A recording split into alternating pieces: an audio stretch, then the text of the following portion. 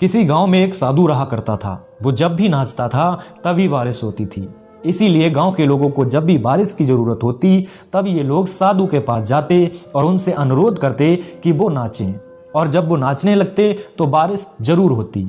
कुछ दिनों बाद 4 लड़के शहर से गांव घूमने आए। जब उन्हें ये बात पता चली कि किसी साधु के नाचने से बारिश होती है तो उन्हें यकीन नहीं हुआ। शहरी पढ़ाई लिखाई के घमंड में उन्होंने गांव वालों को चुनौती दे दी कि अगर हम भी नाचेंगे तो भी बारिश होगी, और अगर हमारे नाचने से बारिश नहीं हुई तो साधु के नाचने से भी बारिश नहीं होगी। अगले ही दिन सुबह सुबह गांव वाले उन चारों लड़कों को लेकर साधु की कुटिया के पास पहुंचे। गांव वालों ने साधु को सारी बात बताई।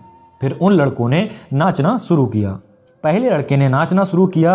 आधा घंटा बीत गया। फिर पहला लड़का थक कर बैठ गया, पर बादल नहीं दिखे।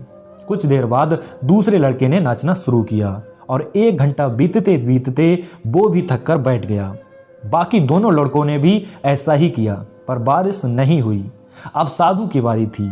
उसने नाचना आरंभ किया। 1 घंटा बीत गया पर बारिश नहीं हुई। साधु फिर भी नहीं रुका, वो नाचता ही रहा।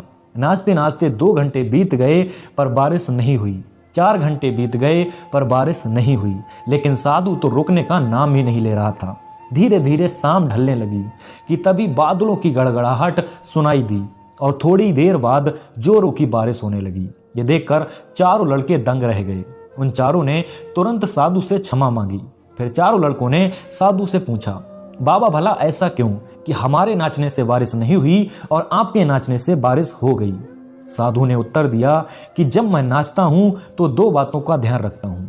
पहली बात तो मैं ये सोचता हूं कि अगर मैं नाचूंगा तो बारिश को होना ही पड़ेगा, और दूसरी ये कि मैं तब तक नाचूंगा जब तक बारिश ना हो जाए। सफलता पाने वाले में भी यही गुण होता है कि वे जिस काम को भी करते हैं उसमें उन्हें सफल होने का पूरा भरोसा होता है, और वो तब तक उस काम को करते हैं जब तक कि उसमें सफल ना हो जाएं। इसलिए अगर हमें सफलता हासिल करनी है तो इस साधु की तरह ही अपने लक्ष्य को प्राप्त करना होगा। दोस्तों, आपको ये कहानी कैसी लगी कमेंट बॉक्स में ज़रूर बताएं और चैनल को सब्सक्राइब कर लें। Thank you.